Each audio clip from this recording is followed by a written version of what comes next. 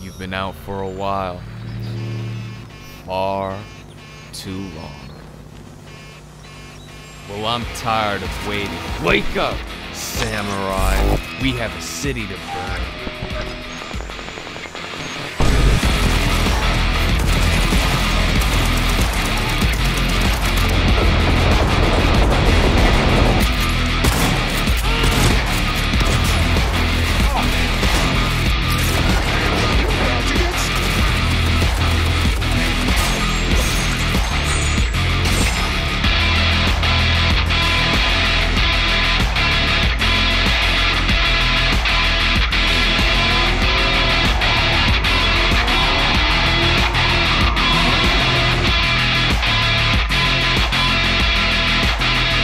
I put her to work on a project of a lifetime. Get out of my way.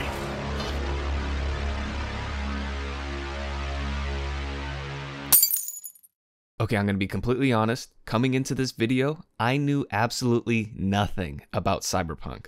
Or I guess I used to know nothing about it, because ever since the big titty teaser trailer, I actually got so excited and interested in this game that I then proceeded to completely shut myself out to all further information about the game. I turned a complete blind eye so come release, I can have the most fresh experience possible. But because of that, all the features that CD Projekt Red promised and failed to deliver on, I had no idea of because I didn't watch any of the story or gameplay trailers. And after hearing that this game was unfinished and broken, I just shrugged my shoulders and moved on with my life, still completely oblivious to what the game is. And I honestly thought I was never going to play this game. But then, the one, the only, Luke Mother Flippin' Ross descended from the heavens and shined his bright holy beacon on this game and made a VR mod for it. And with me being a little horn dog for VR, and I guess at this point Luke Ross, this put Cyberpunk back on my radar. I bought the game and installed the mod, and after playing through the entirety of the game, I can say that the VR headset has not only allowed me to experience Cyberpunk 2077 in the VR platform, but it has also allowed me to understand this game to the point of an out-of-body level, far above anything that the base flat mode can do. A bold claim, I know. But that's why I ask you all to take a trip with me so I can show you. Let me show you the entrancing futuristic world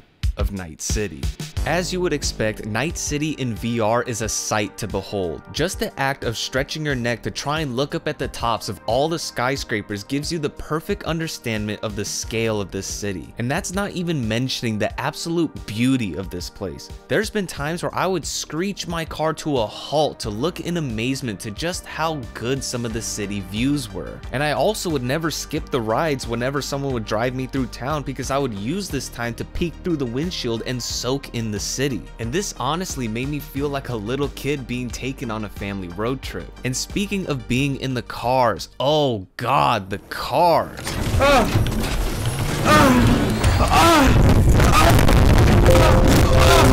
The cars in this game are all so uniquely designed inside and out, and in VR you notice so much more of all the nooks and crannies of detail, and I'm even shocked that they went to this extent because in most of the cars the only way to see all the detail is if you're in VR and just get in there. But the one thing that really caught me by surprise was just how much hidden expression every car had, because while playing like this it's hard to notice anything, but due to the VR headset giving you a better understanding of every slight bit of movement, things like your car's weight and suspension are now an important factor. Like when you're in a sports car, yes, it's fast, but when you bounce up and down while driving on poorly paved roads, it makes your ride miserable, almost making you sick. And this gives more utility to heavier cars like trucks or slower luxury cars, where in most open world games, they're seen as a burden to have to drive. It gives every car type a personality and gives you more options of what fits with your style other than just obsessing over top speed. And with all of these hurdles in just traversing the map, it really sets you and your car in the world, and it helps you realize just how imperfect and seedy Night City really is. Because never have I played a game where the view in the distance is so fantastically beautiful,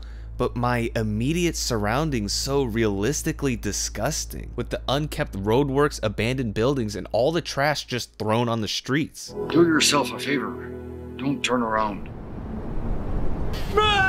Because when something as simple as the roads affect you not just visually but as a physical feeling messing with your equilibrium, you inadvertently gravitate towards the nicer areas where the bumps and the obstructions in the road are absent, and you almost start to feel disdain when you have to stray far from these areas into a more lawless part of town for a mission where you get roadblocked on the way and get into a shootout in the streets. And this slight anger motivates you to do more jobs to earn enough to avoid these areas and live the high life. And to have your motivation to do more of the content be tied not in a game completionist sense, but as a raw gut feeling, you not only get to experience more of what this game has to offer, but also connect better with V and the other characters in the city, because now you both share the same aspirations to be successful. And I swear, every time when I was out doing a job and I would look up at the colorful glow of Night City, I felt like I was being taunted by the city itself, because it was a constant reminder of the goalpost, which just fueled the anger and drive inside of me more, which is such a unique and odd feeling to get from just looking at the scenery. And this hopping to different focal distances is the true magic of the VR headset to me, and it just works so well with this map. And it really goes to show just how much freedom and control this mod offers, especially when it has a perfect game like Cyberpunk to work in tandem with. Because I was shocked to find just how many features of this game work perfectly in VR, such as a little thing like the full map in the pause menu, where in VR you can fully look around a 3D space, giving you a full picture on where you are, using certain buildings as landmarks and seeing the elevation of certain roads to help find where you need to go. And features like this are consistent literally within the first hour of the game. And when I say first hour, I don't mean of gameplay, I just mean the hour it always takes me to try and make my character look like me. And even here at the earliest stage of the game, this VR mod is already trying to show you that you're in control, and it does this by teaching you that your vision is completely unlocked, because in the pancake version of the game you are locked into just looking at V and the facial feature you are changing, but in VR your head is completely unlocked, meaning you can move your head to look at V at different angles or just look at the rest of his body. And why this is cool to know is because this freedom is available throughout the entirety of the game. No matter what is happening, you always have the full ability to just look at whatever you want. And I'll admit, technically you can also look around any scene in the 2D version as well, but you can only pan around a scene. But in VR, the freedom is actually so strong that you can not only look, but also move your head to places that is impossible in 2D. Such as during on one of the street races with Claire, I was in first place and I couldn't see how close the other cars were. I tried to look behind me, but Claire's truck didn't have a rear windshield. So to get a glimpse at my opposition, I just stuck my head through the driver's side window to get a quick look and then continued driving. In VR, the floor is yours. You could be in the backseat of a car and just go, "I'm so sorry to interrupt, Mr. Deshawn, but I get really car sick when I'm in the back seat. I'm just gonna scooch past here. I'm so sorry. Mr. V? Just 1 second, please. Oh, God, that's better. Oh, okay, what were you saying?"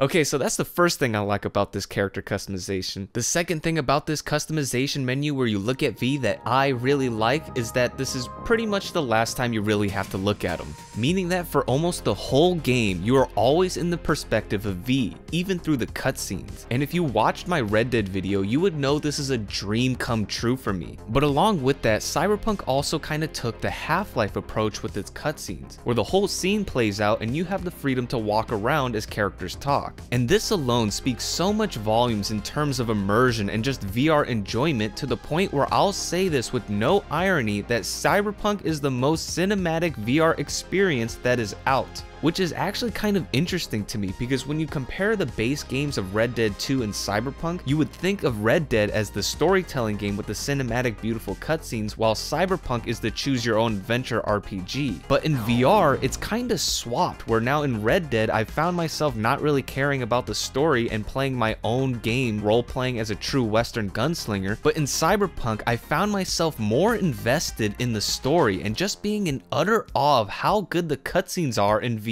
Because one thing I love when a game that was made for a flat screen is well modded into VR is that it does not pull punches. Oh my god.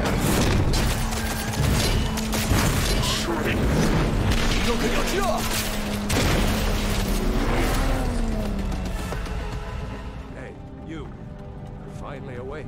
But cutscenes like this are only possible because, of course, Cyberpunk VR is a seated VR experience, where the VR headset is only tracked and you handle all other inputs with most likely a console controller. And this might put off some because seated VR is quite scrutinized by most VR players because it feels like a step backwards in VR technology, and rightfully so. But coming from a guy who looks at childlike wonder at those VR treadmills, seated VR is not that bad, especially in Cyberpunk. Cyberpunk is a long game, with different types of traversal, menus, and methods of combat, which all would make you flail your arms around and degrade the integrity of your drywall. But to be able to play out all of these moments in any spot of comfort that you choose and have a drink with an open top and not fear it's going to be knocked over is very relaxing to say the least. It makes me think that there could be a market for seated VR in the future for the ease of turning bigger games into VR and making it more accessible for those who play VR seated anyways. But not only that, seated VR also solves the biggest limitation that affects all VR games. VR developers are terrified for any game entity affecting the player's movement or sight, as in a game NPC will never knock down a player or pick them up and hold them upside down. And that's due to developers wanting their games to be more accessible because they don't want people to get disoriented and potentially fall over and hurt themselves. A perfectly reasonable and necessary design process for a VR game. But when you have a game like Cyberpunk that was not designed for VR players at all, but is still modded into VR anyways, all of that thought process is thrown out the window. And you are now allowed to witness all the possible bombastic moments that were withheld from traditional VR games. The feeling of anxiety while being held down on the ground by the police, the shock of suddenly being blown across the room, and even little things like a slap forcefully pointing your face in another direction because that's just what happens when you get slapped. All of this in a platform that usually makes you feel like a god because it doesn't even knock you down when you die, to transition to a game that has no problems with NPCs invading your personal space. It teaches you that sometimes even you are not in control of your own body, and that you are vulnerable to any act of force, just like in real life, which is a very powerful lesson when you're trying to convey that this is a dangerous city.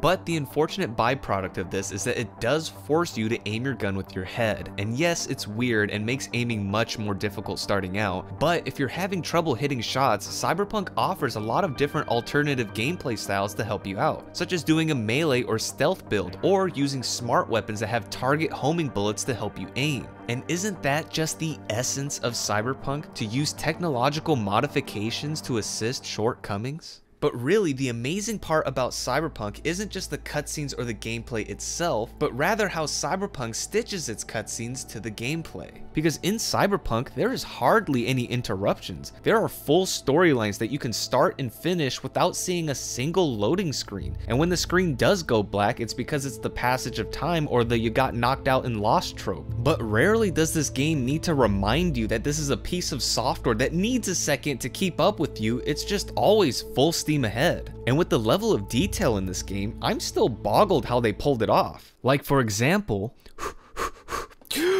you walk out of your apartment complex, take the elevator to the ground floor, walk through crowds of people to your heavily detailed car, drive through a heavily detailed city, hit the cleanest park job you've ever done at a nightclub where you're meeting a woman named Evelyn, talk to the bouncers, the doors open to a banger of a nightclub interior, but where's Evelyn? Talk to the bartender, he can't help you out, but oh surprise, Evelyn's sitting there right next to you the whole time. She takes you to a private room to talk, and then down to the basement to meet Judy, where they hook you up to a brain dance to relive other people's memories and experiences, and you get jacked out, have the last little talk, and you head back out into the city. And all of that without one spinny logo loading screen. And that's not only just a cool achievement in games, but this is absolutely unheard of in VR. And this gives off such a cool feeling that while you're in this basement, the whole city above still continues to live on. And it makes Night City feel so alive. But it's not just only the city that gets the life treatment, but it's also the characters that you meet throughout the game. CD Projekt Red went through great lengths to try and portray that these characters are living people in this city as well. The characters are perfectly casted for the environment, and they'll call and text you about further outcomes of your decisions or ask for updates on what you're up to, with some possibly hidden situational dialogue. Like right after talking to the paralysis, I randomly decided to call Judy, and when she answered, she asked me how the talk with the paralysis went. But working with all the features I mentioned before, there's one thing that these characters do that further tries to convince you that their stories and emotions are real, that is way more convincing than the occasional text. They do something that is almost exclusive to video games and is amplified in VR, and it's that these characters make eye contact with you. This is the topic I already went through and explained in my Red Dead VR video, but I'm gonna do it again. Eye contact is one of the most powerful forms of human interaction. It's a way to convey sincerity and passion without any verbal communication. And it's the reason why characters like Jim Halpert from The Office was able to be a fan favorite without having a super expressive personality like the rest of the cast. And you find this exact same non-verbal communication all throughout Cyberpunk as well. Like when me and Jackie had to cram ourselves into the service column to avoid detection while we were robbing the Arasaka hotel room, while sitting here in this claustrophobic space holding our breaths as the room got filled with more and more of the most powerful men in the world. If you have a quick look at Jackie, he's just looking back going, we are fucked. And again, it's no words, but the fact I just chose to look at him right at this moment, I knew instantly everything he was thinking. And granted, you can get the same look in the base mode of the game, but I don't think it hits the same as VR, because no matter what games can do of how emotional or tense a scene can get, when a character looks at you, you still can never get that piercing sense of eye contact, kind of like that awkward moment you get when you lock eyes with a stranger between a bathroom stall. But in the VR headset, you get more of that primal connection of eye contact, and in turn, it makes all of the interactions feel more personal. And as I mentioned before, with Cyberpunk always being viewed through the eyes of V, this game is filled with these moments. Take that and that. Ooh, that was a clean cut. That was... Oh, he's just judging me for what I did. I'm so sorry. And also, what I love about Cyberpunk is that they keep the gestures character consistent. Like Judy is a literal basement dwelling computer geek who in the first parts of the game wanted nothing to do with you, and when you press her for information, she'll keep her eyes glued to her screen, barely acknowledging you, kind of telling you to F off. But then Misty, who's this kind of spiritual voodoo fortune teller that's big in chakra energies and such, when you talk to her, she never breaks eye contact with you, not even out of common courtesy. And it kind of makes you uncomfortable when you notice it, but that's probably because she's a free spirit that never feels social anxiety, that really cares about you. Is she still looking? She is. God, she's weird. And by playing the game in 3D, you get so much more of the acting done by the actors. Speeches feel more passionate, corporates feel more egotistical, and hell, even the romance options feel more affectionate and heartbreaking. And with all of this combined, it makes all of these characters and the time you spend with them feel that much more special, which is very powerful in Cyberpunk, because in this world where you and these characters exist, feeling special is rare. Literally in the first seconds of the intro cutscene, I locked eyes with this amazingly designed lady that was just sitting right next to me at the bar. And I genuinely thought, well, if she looks that well detailed and unique, she has to be an important character that I should go talk to, right? But when I tried, I couldn't, because she was just a random NPC. And as I started to look around the bar, I realized everyone around me had this exact same eye-catching design as if they were an important character. So it's kind of like the main character meme, but just for everyone else. And this alone just teed up the world of Cyberpunk perfectly for me, because in a world of cybernetic enhancements to improve your strength, intelligence, and agility, faceplate changes to improve your attractiveness, sophisticated drugs to give you the best chemical experience possible, Have you ever done DMT? and even brothels that download your personality to determine and fulfill your deepest, darkest fantasies that you yourself don't even know you have, how do you compete with that? How do you stand out in a world where every facet of the human brain has been meticulously studied and manufactured to give you the best experience you can ever have? And you see the effect of this all around Night City, with the people's fashion being outlandishly extravagant or revealing, advertisements are overly sexualized, and public status is set above all, even above your own mother.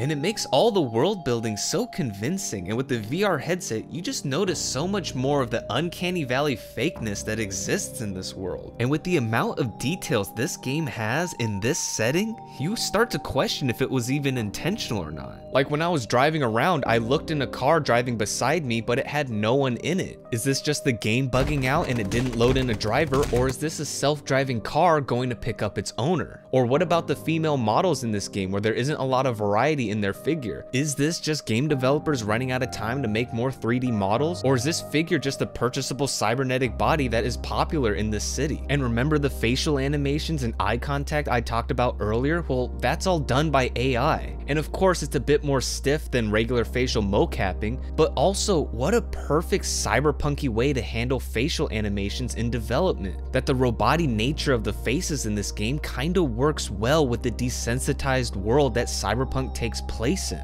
And these questions make you have to do a double take when you look at something, because for how perfect something can look or how well a detail fits in this world, you are experiencing an artificial world for playing a video game. But in Cyberpunk's case, the world that it tries to portray is artificial itself, and this sucks you in so deep in immersion that even without having the best graphics to date, it still makes you question if it's real. But god damn, if you can't tell, does it matter? But for as immersive as the world is, there was one moment, one scene that changed how I looked at this game forever. It gave me something I have never experienced before that is exclusive to VR, and it changed my whole mentality of what I like to do as a hobby. And that scene is the eye surgery scene with Victor. Quite early in the game, your character V wanted a new set of eyes for an upcoming job, and you meet up with your friend Victor so he can hook you up. You sit in his operating chair, get a quick sedative, and after a quick diagnostic check, click.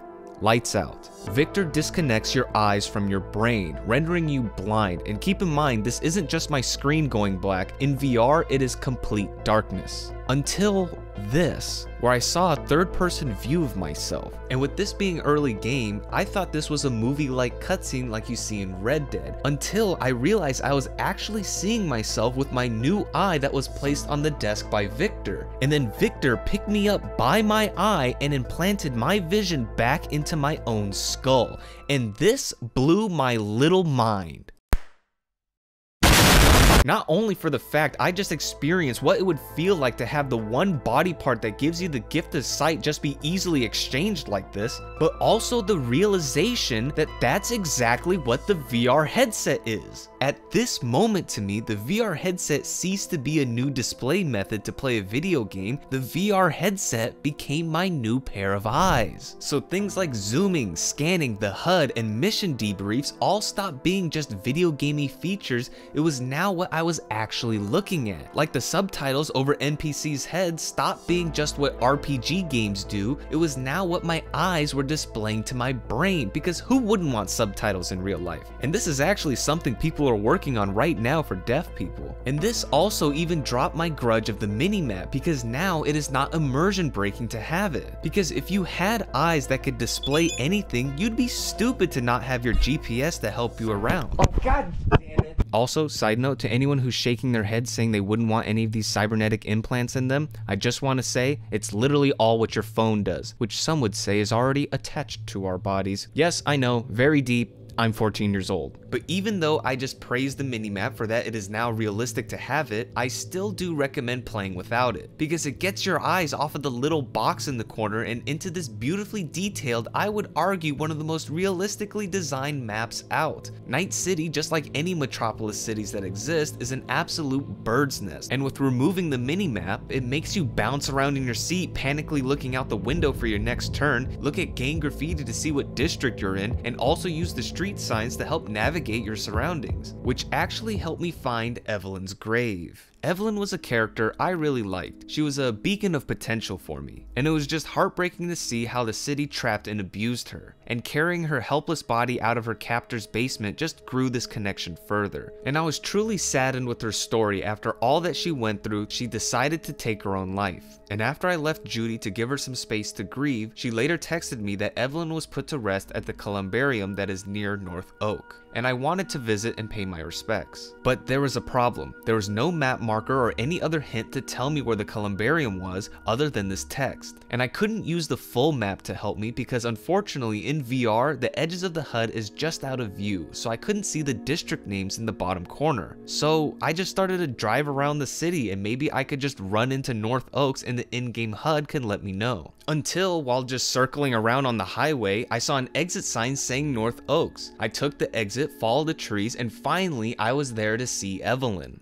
And of course with my luck, just as I was leaving, I saw the gigantic billboard that says North Oaks that is also completely visible in the map. No wonder these videos take me so long to make. But every moment like this, while you wander aimlessly, you start to get to know the roads. To the point where later when Judy decides to leave town and she gifts you her apartment, I just went, I know where that is, and just turning off all of the HUD, calling in a motorbike and driving straight to her apartment without getting lost or looking at the map once, and even using one of the shortcuts I found earlier to get there was such a relaxing and freeing experience. Like the feeling of leaving your phone at home and going for a walk. Not with having the constant visual clutter, it was just a breath of fresh air, which was something I was not expecting to experience in Cyberpunk. And with this feeling of freedom and optimism now available, it also makes it more suffocating when you are forced to re-enable the HUD, because cybernetics is a way of life in this world, and as you just saw, you would be so lost without having even some of the simplest of features. You are quite literally forced to tolerate your new cyber-enhanced life, or just like everyone in this city, you'll be left behind.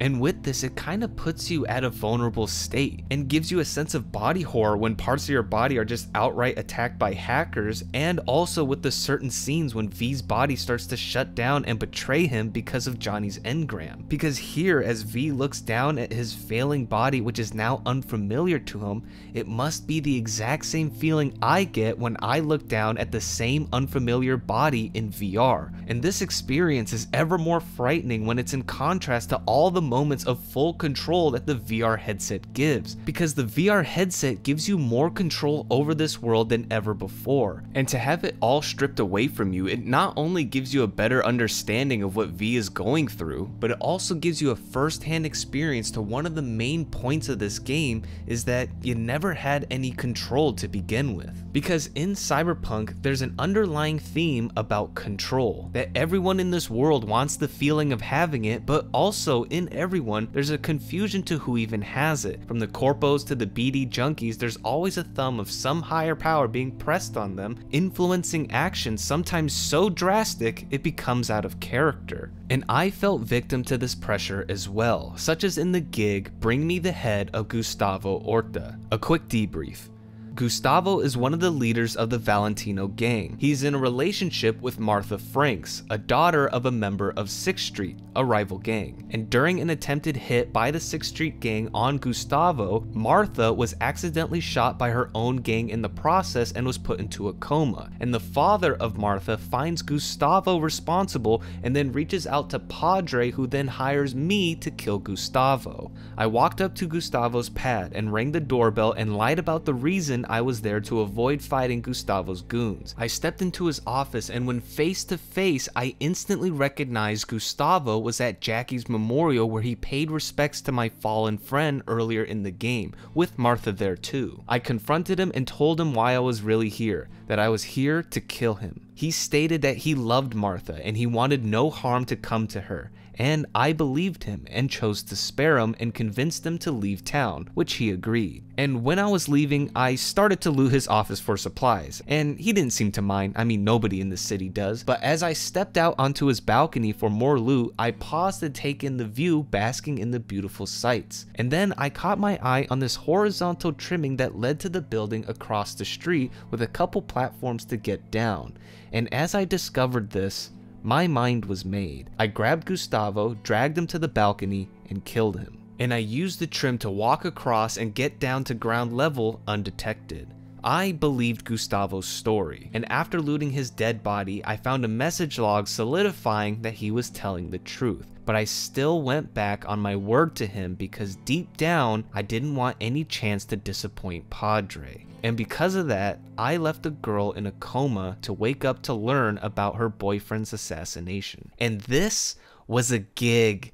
a gig. Not a story or side mission, just some busy work to give you a chance to earn more money. But just this started to make me question on who is in control. The obvious answer should be me, because I'm playing the video game. And that's what I thought until when Padre called to congratulate me for a job well done, he excused the acts that we do as we are just servants of God following his plan. An easy excuse for the atrocities we can commit. But when you think further, everyone in this game is under some sort of constraint and influence, either consumerism, the corporate structure, tribalism, and even survival. And each one of these has the same easy excuse for the blood we spill and the lives we ruin. And I thought I was exempt from this, but when thinking about this one moment further, I learned that I was the one being controlled and that the game was playing me, because the system led me to kill an innocent man. The opposite sides of wealth of the map made me aspire for luxuries and status. The setting made me question on what I was even perceiving. The personal connections made me want to go out of my way to blindly circle the city in a wild goose chase, and the fear from the constant reminders that I was dying was my motivation to continue the pursuit of survival no matter who stood in my way. And you are never more slapped in the face with this reality until when you meet at the crossroads of this game's multiple endings, where each one of these stories I told, where it was a feeling I thought I got out of my own volition, to then be met with a fully detailed ending for each possible feeling you can ever feel playing this game. Anger, fear, confusion, love, and even disappointment. To have an ending to conclude the feeling of what resonated with you most in this world just made me feel like I was played like a fiddle, as if it was destined from the beginning. And it took me this one gig to show and prove to me the true purpose of this game. Because to me, Cyberpunk is not a story about V in his dying times, because as we know, it's not the main bulk of this game. You're mostly running all around doing odd jobs and finding your way in this city. And even with this being an RPG, in the scope of things, you never really had a say in anything. You've always been having to jump through the hoops of all the different systems that people abide in, but because of that, you've exposed yourself to the different mentalities of this city that may or may not have had an effect on you. Cyberpunk is about you, and you use V as a vehicle to feel the squeeze of the city, to have your whole life planned out for you. But now, down to the wire, you are tasked to do the most important thing that you've never done until now. For the first time in this game, you have to take control and make your first real decision. Cyberpunk is not a story about V trying to survive. It's a story of V becoming you, and it's an experience to find out what you are.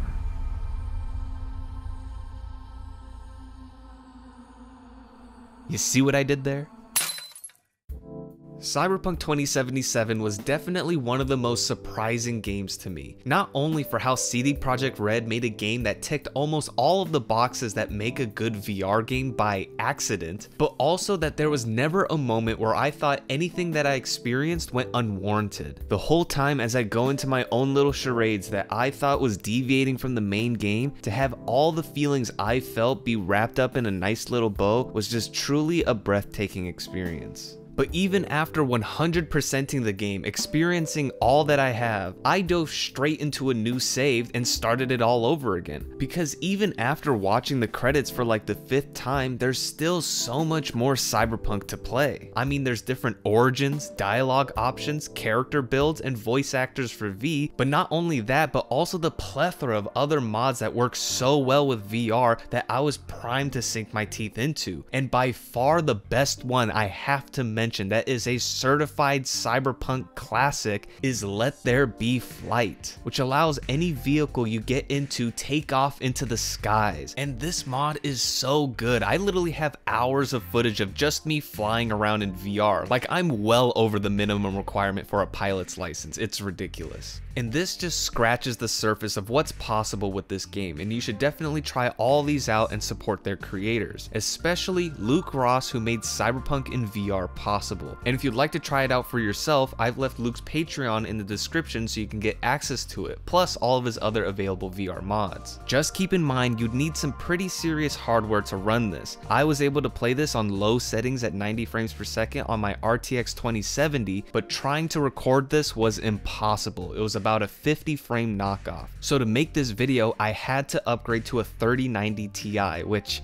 oh dear God, and it also broke, so I had to get a new one, which took a considerable amount of time, but after getting the replacement, it did the trick. I was able to get good frames while recording, all without needing to use DLSS. And why I didn't want to use it, even though it would have helped my performance, is because of what I would say is this mod's only egregious flaw, which is this haloing you guys may have noticed throughout my video. And what this is TAA. I don't know what this does, but I guess the process in making this game in VR causes the TAA to halo around certain objects, and the DLSS turns this haloing into this fuzzy outline, which I found more distracting and worse for the video. And you can install a mod to remove the TAA, but I recommend not doing it because this causes anything with high fidelity and smooth edges, which is literally everything in this game, to become jagged and gross. So I just found it best to just live with the haloing, and you do stop noticing it after a while. So keep in mind, just like how Cyberpunk isn't perfect to this day, this mod has some imperfections too, and hopefully Luke can figure out a workaround soon if it's even possible, and I just can't wait to see what he has in store for the future. Oh, a man can dream. But either way, it was all such a good experience. And on my third playthrough, after 2 runs of this game, this was the first time I played Cyberpunk in its intended flat screen mode. And coming from VR, it was fine, honestly. It felt like what you guys must feel like when watching my VR videos. Like, you get it, but not fully, because you're not here like I am, and there's something missing. Because on the base flat game, I would say players are really more lasered in on the direct content and ignore everything else. But in VR, you just can't help but to notice the true complexity of this game, both narratively and technically, which kinda makes me feel bad for this game, because no matter how good CD Projekt Red can make this game, it seems like no one will be able to sing its praises without mentioning the looming history of this game's release. And I guess I just found it ironic that a story of a game that was promised to be filled with the freedom of expression just for its reality to turn out to be just as constrained as anything else that has come out, maybe even more, kinda reminded me of a story of a city where the inhabitants were promised the same. Call it the biggest cope, but that's why I think Cyberpunk is very underrated and should be mentioned more. But to those that disagree, who just see this game as a one-in-a-bunch RPG that is just set in the future, I don't blame them. I don't blame them, because they probably weren't playing Cyberpunk 2077.